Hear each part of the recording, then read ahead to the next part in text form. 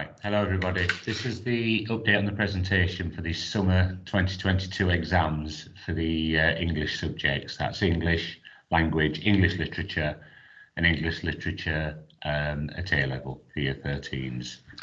So first we'll do year 11. The exam content is the same as normal for English language. We've got two 1 hour 45 papers worth 80 marks each.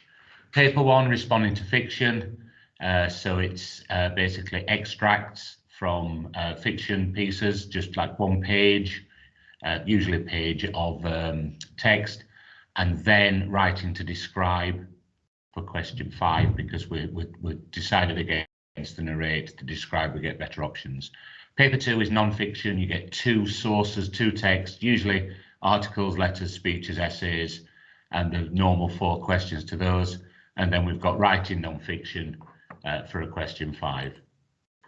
So the English language, same format as students have been taught throughout from year 9 onwards.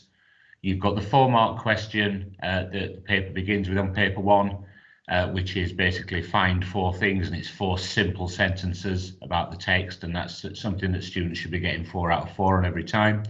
We've got how the writer uses language for 8 marks next. And at the moment, year 11s are struggling with picking out language and doing the connotations. Too often they're explaining instead of analysing. So we do need to get what words suggest rather than what words mean. So we're getting a little bit of a comfort zone of doing the wrong thing there. Question 3 is always a tricky one for the fiction paper, and that's about structure. The most basic version of structure is the idea of how it starts and ends. Is there a twist? Is there a surprise? It can be all manner of things, though, to do with foreshadowing. It can be to do with different characters emerging. So there's lots of answers to that, and I think that's why students find it difficult. But it's basically how the text is designed to affect a reader. It's something that's improving, but we can never do enough on that. Question 4 is the big one worth 20 marks. Students have to do that question. Even a poor answer can get 4 or 5 marks, which can make the difference between the grade boundaries. And that's usually an evaluation. We get a statement from somebody, and all we've got to do is find evidence to back that statement up or to argue against that statement if it says. But it's usually, almost every single time, do you agree? And it's always best to go along with what it's suggesting. As I've said, for paper 1, question 5, it's 40 marks, so it's a quarter of the entire exam, just that section, and it's writing to describe. We put a lot of effort into that one. We're still getting students who do bad narratives and very limited stories, but if they follow the directions that we give for describe, they should be fine. Paper 2 is more reading heavy. There's much more content. It starts off with find 4 true statements, which is pretty easy in the exam. Same as paper 1, it's just a starter to get them going. Question 2 on paper 2 has been a problem throughout the existence of this syllabus. It's only worth 8 marks, but a good go at it will get you half marks. What we're looking for there is it'll give you an area to focus upon, and it's about an aspect of the 2 or a theme within the 2 pieces. And then what they need to do is not analyse language at this one, it's explain how and why these things are different in the source, between the sources. So it's one that we've spent a lot of time learning about, but students are still doing basic errors and not following what the question's asking. Question 3 is writer's use of language again, but this one's worth 12 marks instead of 8 marks, so there's slightly more to it. It'll be an extract from either source A or source B of this text, and it will be basically how writers use language to influence the reader. So it's picking out your keywords and what they suggest, the connotations of them, what they're showing about mood and tone and how they affect the reader. Question 4 is a comparison of writers' thoughts and feelings and attitudes.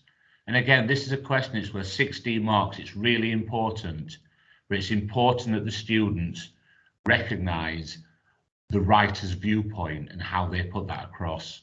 Too often we get answers from students that don't include basically the writers.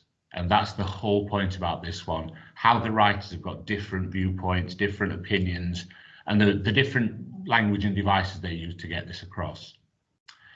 Right, the important update that we've had recently about this exam is in question 5. It's been confirmed by AQA, the exam board, that it will be an article. So what we can do is focus upon article writing over the next few weeks and practice that, because that is the skill they'll be practicing for paper 2 question 5. So students are very familiar with these papers. I estimated the other day that for paper 1, some of my students must have done around 30 of them while they've been at UTC. For paper 2, they've done fewer. It might be something like 15 plus, but it's still a lot of experience of these, and students have got a lot of notes in their books on how to do them. Right, for English literature, it was announced before the last presentation, so before November, of the changes in format of the exam. So for English literature this year, we've got 2 papers. The first paper is the Poetry Anthology. So it's basically the 15 poems that students have been studying, and it's worth 30 marks. You're given one of the poems in the exam, you're given the theme in the question, and the other poem has got to be from the students' own learning. So they need to apply the quotes and ideas from a poem that's not actually in front of them. The second part of paper 1 is the modern prose or drama. Students either did Blood Brothers for this or Lord of the Flies. With Blood Brothers, it's a text that students usually enjoy. They know a lot about it. They can write about the characters. But what they need to do for revision is the themes and the messages.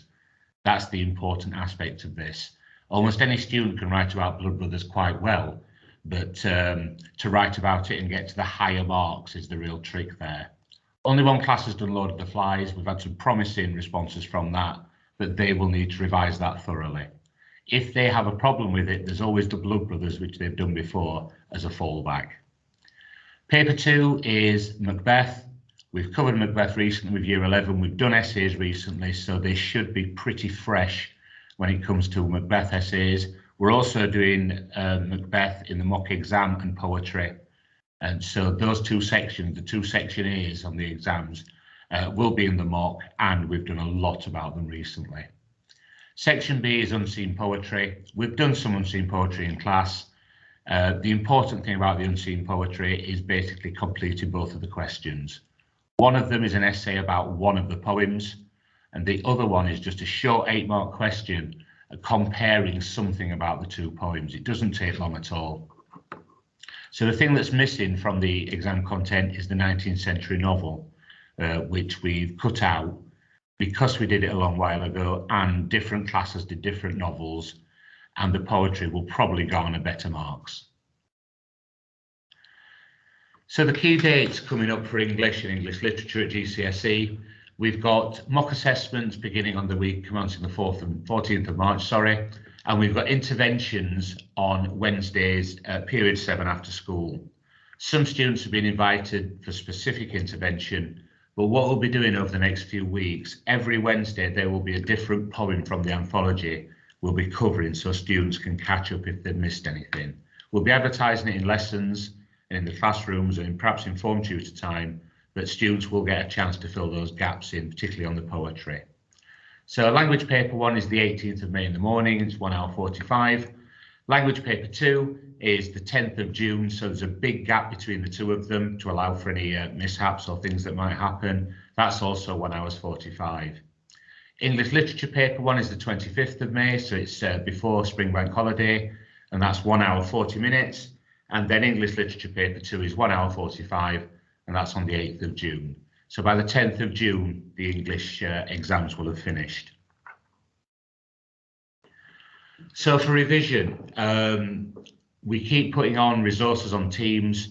Every student in Year 11 is expected to be accessing Teams if they're isolating, if they need more resources for revision, for past exam papers, and more is being put on there every week. We have got some issues that more recent papers can't be shared. We're looking into that because the message has been that we can't share the content. But at the moment, there's a lot of what are called SAMS papers, which are the original papers that were sent out for the course. A lot of those are currently on there. Students have got Seneca revision they can do independently. Also, tasks will be set. A lot of students are not logging on to Seneca and are not actually completing the content. It is easy, quick revision for students to do. It really is essential, particularly for things like the poetry, where it will be a lot of content to get those quotes and ideas in their heads. Mr. Loftus has released a list of textbooks for study to go alongside all the content that we provide.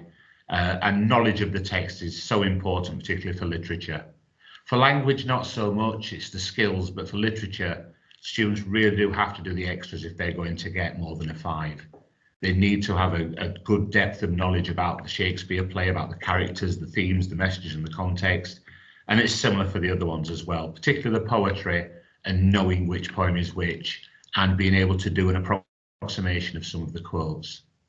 Okay, for paper 1 reading, the first page of a novel can also be useful, or opening up randomly to any chapter, reading it and applying the paper 1 skills that we discussed earlier.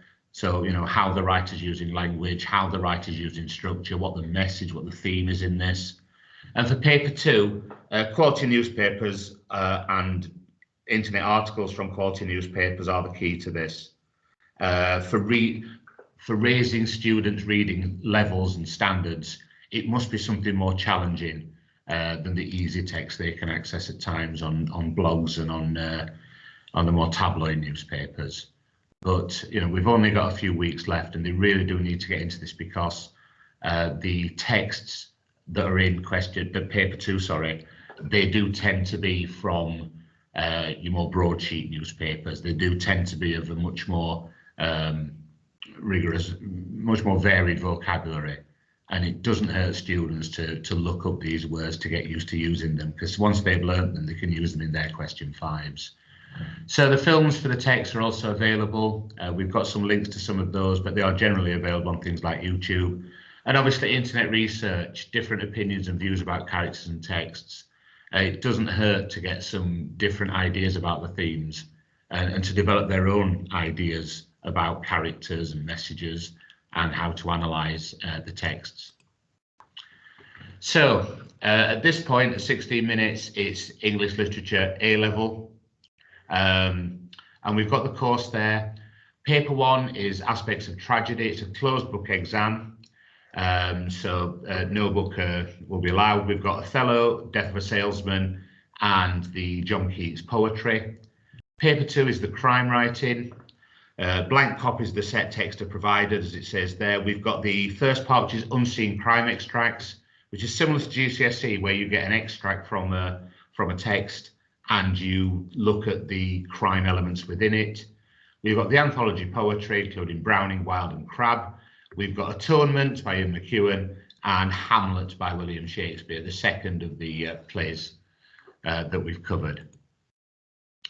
So what we found out about this exam, the paper 1, the Othello, Death of a Salesman and John Keats one, is that the Othello passage will be from Act 1. So the piece of text that appears in the exam paper will be from the first act of Othello, which does narrow it down. But obviously students do need to show knowledge of the rest of the play whilst they're doing it. So that's the only change that's been announced in terms of the A-level specification B syllabus. Paper 2 remains the same. It's a 3-hour exam. You've got the anthology poetry, Atonement by Ian McEwan, and Hamlet. Okay, so students will be used to this. They will be doing a full exam during the mock week, which is coming up. And we've got the coursework element. So the deadline for this is the 15th of May this year. It will involve around 10 to 15 hours of independent work and research. The students have been given coursework examples, text choice have been supplied. Also, there will be time available with members of staff in the department to advise them on how to improve it, what needs to be included. So looking at some drafts and seeing what improvements need to be made to gain a better grade. So students should be well on with that at the moment.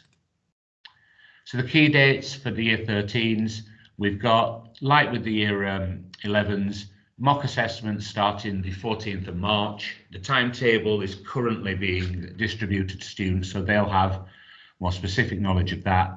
And for their actual exams, we've got a 2-hour 30 paper 1 on the 7th of June and a 3-hour paper 2 on the 20th of June. So that's quite a long exam to finish things off.